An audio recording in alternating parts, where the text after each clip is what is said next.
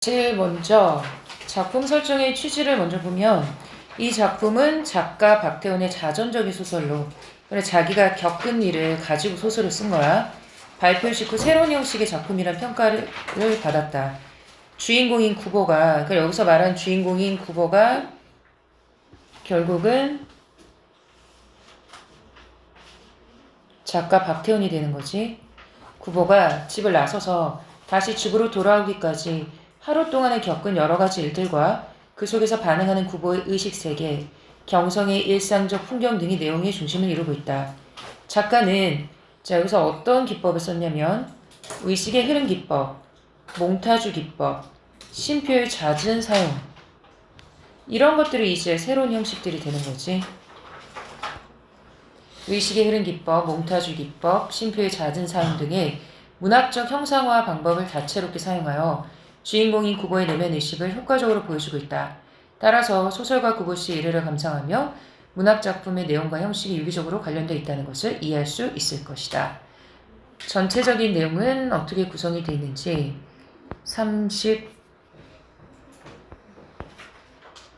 35페이지를 보면 하루 동안에 얘가 제일 먼저 집에서 출발을 합니다. 집에서 출발을 했다가 그 다음에 서울 거리로 갔다가 그 다음에 전차를 타게 되고 그 다음에 다방, 그 다음에 경성역 대합실, 그 다음 다방, 서울거리 술집, 집으로 다시 돌아오는 구조로 이루어져 있어. 하루 동안에. 근데 지금 교과서에 수록된 부분이 이 부분이랑 이 부분이야. 하지만 실제 시험에서 이 부분만 나올 거라고 할 수가 없습니다. 학교 시험 특성상 다른 지문에서 나올 수 있다. 그래서 그것까지 다 봐야 됩니다. 자, 그 다음에 38페이지를 보면 전체 주인공이 여정이 나와 있습니다. 이것부터 먼저 한번 봅시다. 처음에 집에서 출발을 합니다. 집에서 출발을 해서 집 밖으로 외출하고 그 다음에 천변길에서 두통을 느끼고 왼쪽 귀의 기능에 대해서 생각을 한다. 그 다음에 종로 내거리에서 시력 이상을 느끼며 그러니까 이 부분을 좀 잘 봐야 되겠지. 우선 교과서 부분이니까 안과에 갔던 일을 떠올린다. 화신상회에서 아이와 함께 있는 젊은 부부를 보고 행복에 대하여 생각하게 되고 전차 안에서는 고독이란 뭘까에 대해 생각하고 우연히 맞선을 본 여인과 마주치는 결혼과 행복의 의미에 대해서 생각하게 된다. 그러니까 전체적인 내용 자체가 뭔가 관련성이 유기성 있게 흘러가는 게 아니라 전혀 관련성이 없이 그냥 본인이 가는 장소마다 떠올리는 것들에 대해서 그냥 서술을 하게 됩니다. 그리고 다방에서 욕망과 행복에 대해 생각하고 다시 경성역에서 고독과 슬픔을 발견하고 황금과 물질에 대해 생각하고 다방에서 친구를 만나고 다음에 여인과 차를 마시는 청년을 보며 질투와 고독을 느끼고 거리에서 동경 유학실의 연애에 대해서 떠올리고 광화문 거리에서 우연히 만난 벗의 조카 아이들에게 수박을 사주고 카페에서 술을 마시면서 정신병에 관한 대화를 나누고 가난과 불행에 대해 생각하고 종로 사거리에서 결혼과 소설 쓰기에 대해 생각하고 다시 집으로 돌아오게 된다. 그래서 교과서에 수록된 부분은 바로 이 부분입니다. 이 부분.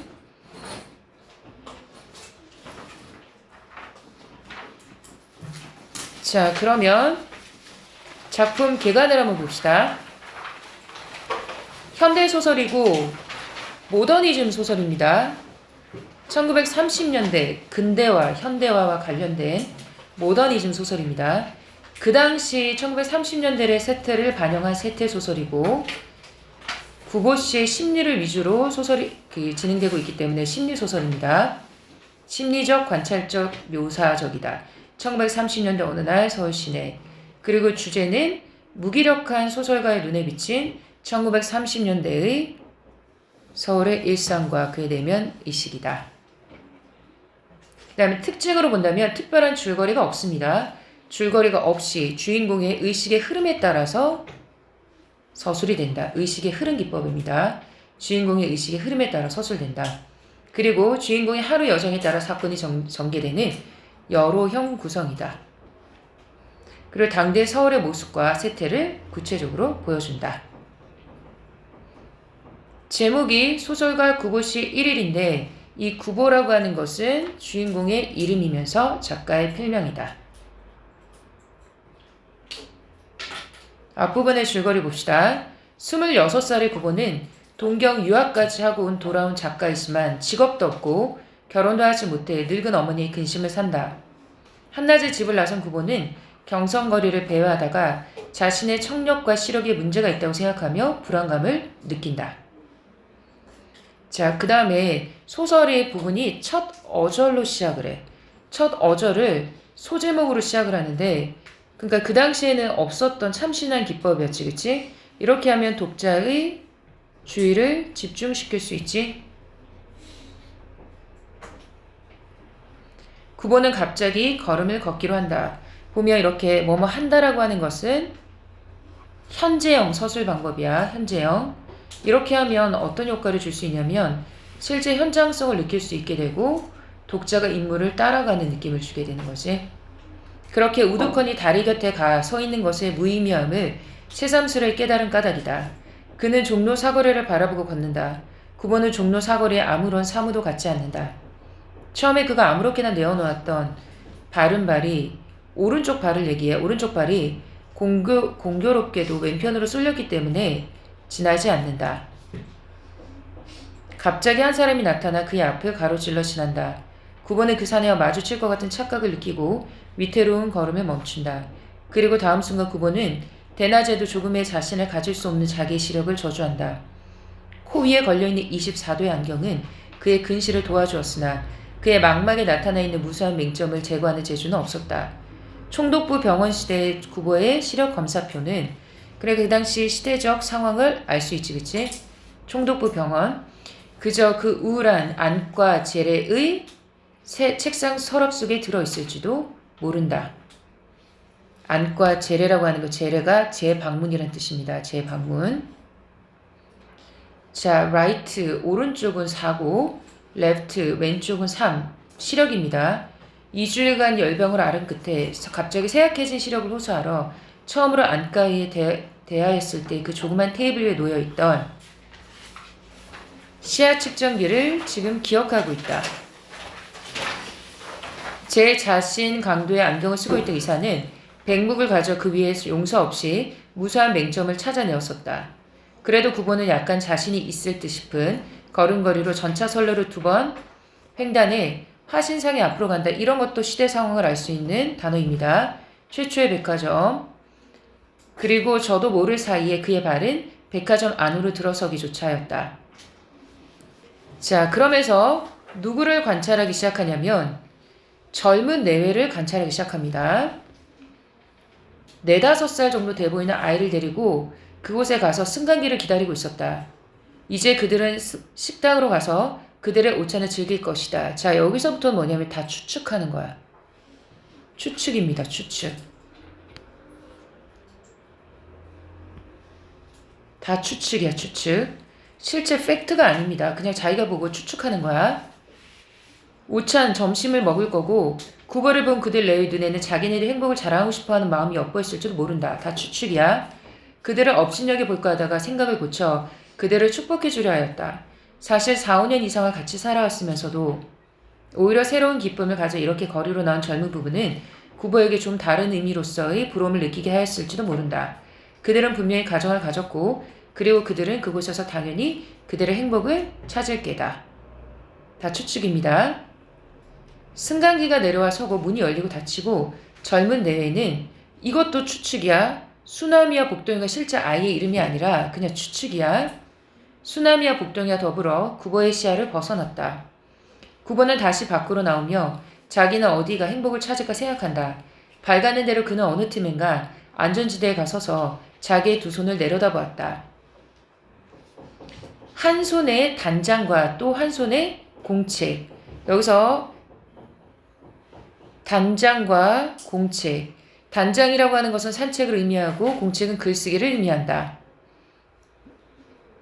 자, 여기 단장 뜻 나와 있지? 짧은 지팡이를 단장이라고 한다. 이걸 들고 돌아다니면서 자기가 보고 느낀 것에 대해서 소설로 옮겨 쓰기 시작하는 거야. 물론 구보는 거기에서 행복을 찾을 수는 없다. 안전지대 위에 사람들은 서서 전차를 기다린다. 그들에게 행복은 알 수 없다. 그러나 그들은 분명히 갈 곳만을 가지고 있었다는 말은 목적지가 있었다는 뜻이야. 하지만 구보는 목적지가 없습니다. 전차가 왔다. 사람들은 내리고 또 탔다. 구보는 잠깐 멍하니 그곳에 서 있었다. 그러나 자기와 더불어 그곳에 있던 온갖 사람들이 모두 저 차에 오른다 보았을 때 그는 저 혼자 그곳에 남아있는 것에 외로움과 애달픔을 맛본다. 여기서 두려움과 소외감을 느끼게 되는 것이. 구보는 움직인 전차에 뛰어올랐다. 자, 그 다음 전차입니다. 전차 안에서 구보는 우선 제자리를 찾지 못한다. 하나 남았던 좌석은 그보다 바로 한 걸음 먼저 차에 오른 젊은 여인에게 점령당했다. 구보는 차장대에 가까운 한 구석에 서서 자기는 대체 이 동대문행 차를 가지고 어디까지 타고 가야 할 것인가를, 왜냐하면 목적의식이 없으니까 어디로 가야 할지 모르니까 대체 어느 곳의 행복은 자기를 기다리고 있을지를 생각해본다. 계속 구보가 찾는 게 뭐냐? 이 행복입니다. 행복. 자기를 기다리고 있을 건가 생각해본다. 그러니까 행복을 원하긴 하지만 행복을 구하는 데는 어떤 태도다? 소극적인 태도를 보여주고 있다는 거지. 이제 이 차는 동대문을 돌아 경성 운동장 앞으로 해서 구보는 차장대 운전대를 향한 안으로 파란 융을 받쳐든 창을 본다. 전차과에서는 그곳에 뉴스를 게시한다. 그러나 사람들은 요사이 축구도 야구도 하지 않은 모양이었다. 장춘단으로, 청량리로 혹은 성북동으로. 그러나 요사이 구보는 교회를 즐기지 않는다. 그곳에는 하여튼 자연이 있었고 한가롭고 고요함이 있었다. 그리고 고독조차 그곳에는 준비되어 있었다. 요사이 구보는 고독을 두려워한다. 구보가 싫어하는 게 외로움입니다. 외로움, 고독. 그는 고독을 사랑한 일도 있었다. 그러나 고독을 사랑한다는 것은 그의 심경에 올바른 표현이 못 될 것이다. 그는 결코 고독을 사랑하지 않았을지도 모른다. 도리어 그는 그것을 그지없이 무서워했는지도 모른다. 그러나 그는 고독과 힘을 겨루어 결코 그것을 이겨내지 못하였다. 그런데 구보는 차라리 고독에게 몸을 떠맡겨버리고 스스로 자기는 고독을 사랑하고 있는 것이라고 꾸며왔을지도 모를 일이다. 그래서 여기 나와 있지? 고독이 두려워서 고독을 사랑했었다라는 말입니다. 표 찍읍쇼. 차장이 그의 앞으로 왔다. 구보는 단장을 왼팔에 걸고 바지 주머니에 손을 넣었다. 그러나 그가 그 속에서 5잎의 동전을 골라내었을 때 차는 종묘 앞에 서고 그리고 차장은 제자리로 돌아갔다.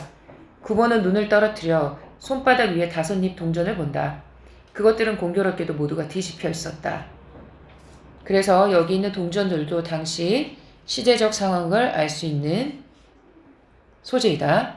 대정 12년 1923년, 11년 1922년, 8년 1919년. 구보는 그 숫자에서 어떤 한 개의 의미를 찾아내려 들었다. 그것은 부질없는 일이었고 그리고 또 서로 그것이 무슨 의미를 가지고 있었다 하더라도 그것은 적어도 행복은 아니었을 것이다. 차장이 다시 그 옆으로 왔다. 어디를 갔습니까? 구보는 전차가 향해 가는 곳을 바라보며 창경원에라도 갈까 하고 생각한다. 그러나 그는 차장에게 아무런 사인도 하지 않았다. 왜? 어디로 갈지 모르니까. 목적지를 정하지 못했으니까.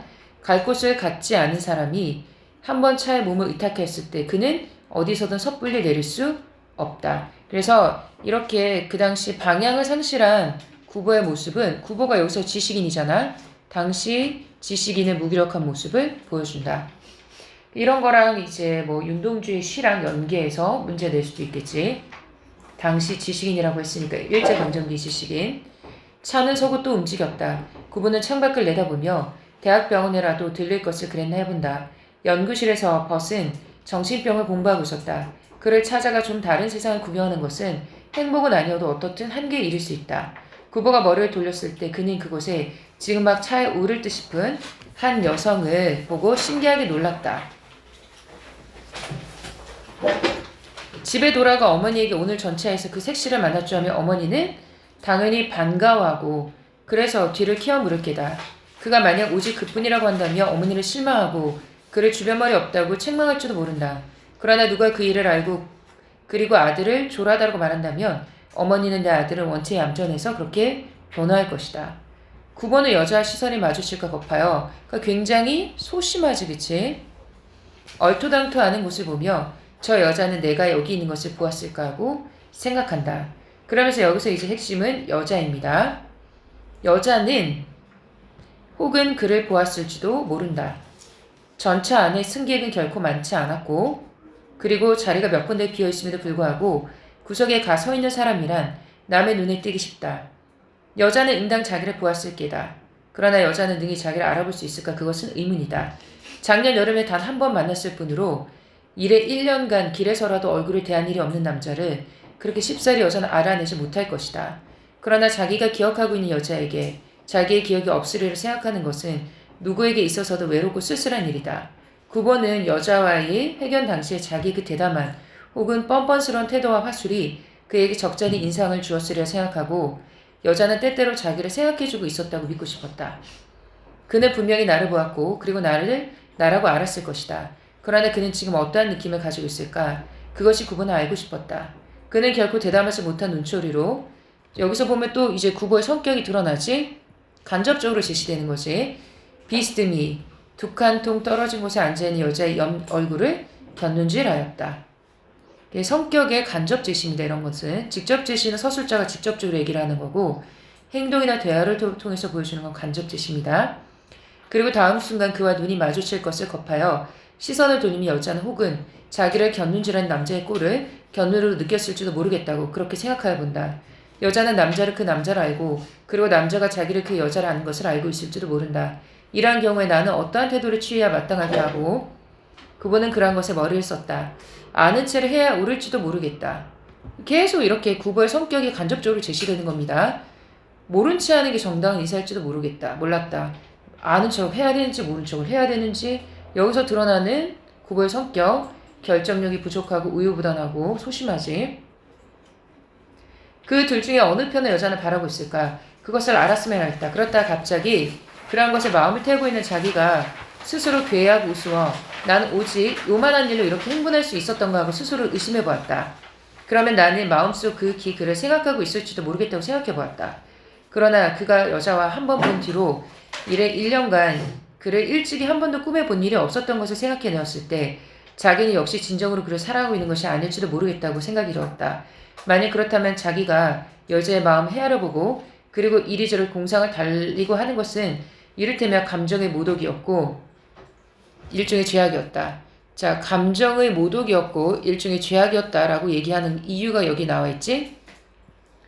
여자에 대한 자신의 감정이 확실하지도 않으면서 공상만 하는 것 자체가 모독이고 죄악이라고 생각했다라는 거야.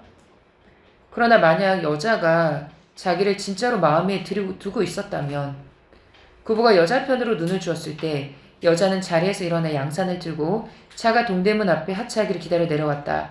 구부의 마음은 또 한 번 동요하며 창 너머로 여자가 청량리의 전차를 기다리느라 그곳 안전지대로 가 서는 것을 보았을 때 그는 자기도 차에서 곧 내리고 싶은 충동을 느꼈다. 그러나 여자가 청량리의 전차 속에서 자기를 또 한 번 발견하고 자기가 일도 없건만 오직 여자의 사이에 어떠한 기회를 엿보기 위해 그 차를 탄 것에 틀림없다는 것을 눈치챌 때 여자는 그러한 자기를 얼마나 천박하게 생각할까. 구보가 망설인 동안 전차는 달리고 그대를 사이는 멀어졌다. 마침내 여자의 모양이 완전히 그의 시야에서 떠났을 때 구보는 갑자기 아차하고 뉘우친다. 결국 후회하게 된다는 겁니다. 또 여기서도 구보의 성격이 드러나지. 행복은 자 구보가 지금 계속 찾으러 다니는 게 행복입니다.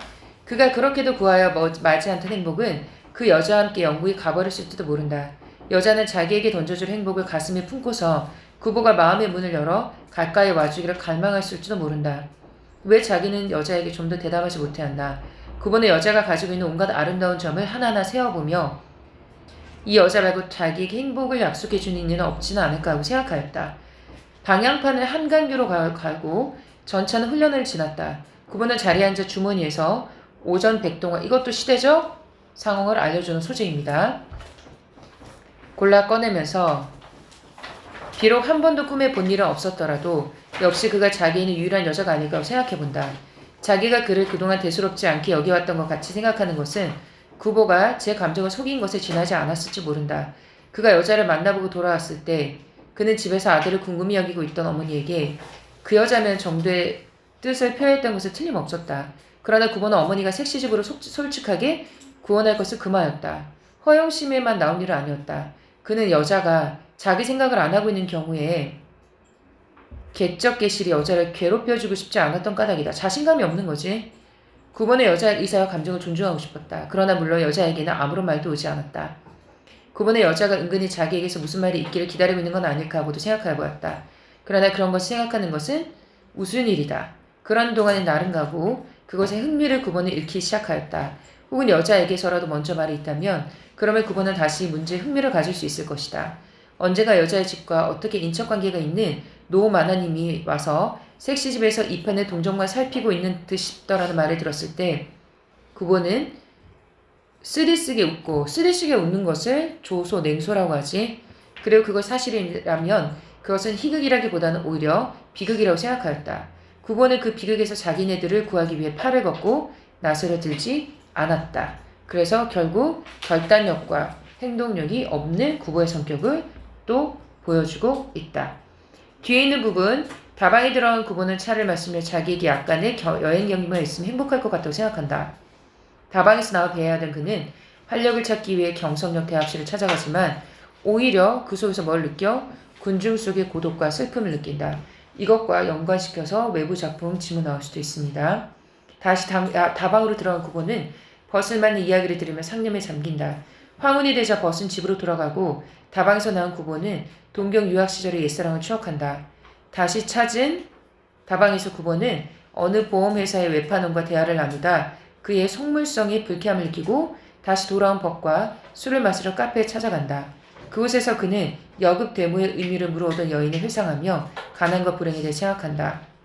새벽 2시에 종로로 나온 구보는 어머니를 떠올리고는 결국 좋은 소설을 쓰겠다고 생각하며 집으로 돌아가게 된다. 이게 전체의 내용이다. 자, 그래서 학습활동에서 보면 구보의 성격과 관련된 것을 찾아라라고 되어 있는데 우유부단하다랑 소심하다가 답이 되겠지. 그리고 구보가 서울거리를 배회하면서 궁극적으로 소망하는 것이 무엇이냐라고 되어 있는데 고독에서 벗어나서 행복을 찾으려 한다. 이게 궁극적으로 소망하는 것이다. 자, 그 다음에 의식의 흐름 기법이라고 하는 것은 등장인물의 의식, 즉 생각의 흐름에 따라 이야기를 전개해가는 서술 방법이다. 그래서 이것과 관련지어서 다른 작품이 연계해서 나올 수가 있지. 자, 그 다음에 밑에 내려가서 다음을 바탕으로 이 작품에 나타난 문체상의 특징을 설명해보자 라고 되어 있는데 이 작품에 나타난 문체상의 특징 계속 지금 보면 이렇게 쉼표가 사용되고 있지. 쉼표. 만연체 문장이 굉장히 긴 거지. 만연체 문장과 잦은 쉼표가 사용되었다. 만연체 문장을 쓴 이유는 이게 의식의 흐름 기법을 보여주기 굉장히 좋은 기법인 거지. 정돈되지 않은 사회의 전개 과정은 논리적인 과정을 거치지 않고 그대로 드러나는 역할을 한다. 쉼표의 잦은 사용은 리듬감을 줄 수도 있고 인물의 심리를 섬세하게 드러낼 수도 있다.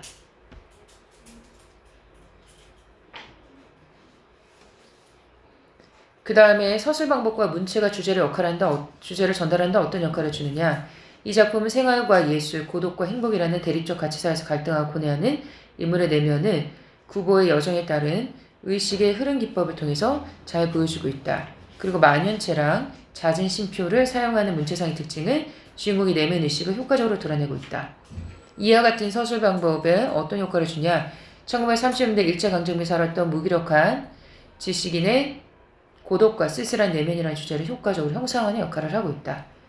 그래서 이거 말고도 의식의 흐름 기법 사용된 게 이상의 날개라고 하는 소설과 오상훈의 유해라고 하는 소설입니다. 이상의 날개, 이 작품은 의식의 흐름 기법을 사용해서 아내에게 붙어 살면서 무기력하게 살아가는 나의 자아분열의 모습과 그러한 삶에서 벗어나 자아를 찾고자 하는 나의 내면 의식을 있는 그대로 보여주고 있다. 그래서 무기력한 삶과 자아분열 상태에서 벗어나 본래의 자아를 찾고자 하는 의지를 보여준다.